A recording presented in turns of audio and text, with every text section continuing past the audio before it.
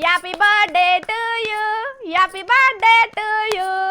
ఇప్పుడు మిమ్మల్ని అందరినీ ఓ బర్త్డే పార్టీకి తోలుకోపోదాం అనుకుంటున్నా. ఓ స్పెషల్ గెస్ట్ మన కోసం ఎదురు చూస్తున్నది.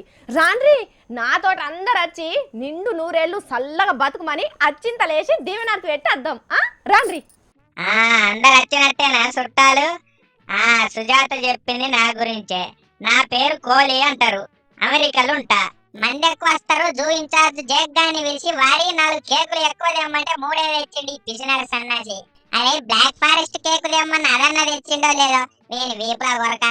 ఈ వెనీల కేక్ ఎవరి ముక్కులో పెడదామని తెచ్చినవరా సోడిగా. అవి ఇటు చూడు, ఎవర్రా ఈ కేకు మీద కొయ్యకుంట క్యారెట్లతో పందిరేసిన పని మంతుడు.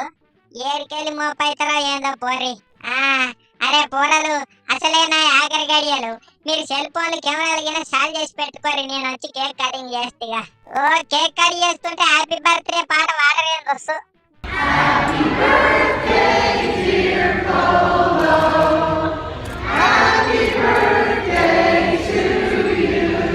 అమ్మా, ఇప్పుడు మనసు నిండైంది.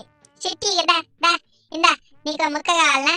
దా దా మమ్మీ డాడీలు ఏమన్నారు, దా వచ్చి తీసుకో.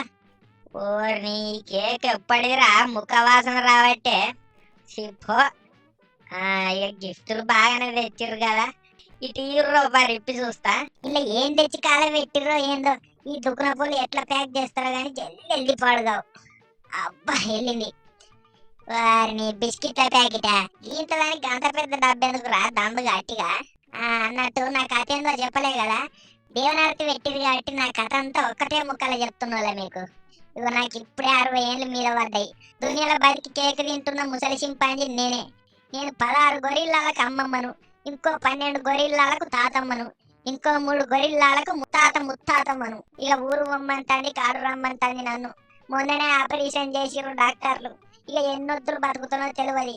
ఇప్పటికైతే తూర్తిగా బతికిన ఉన్నంత వరకు. దండం మరిగా ఉంటా, పోయేస్తా మరి.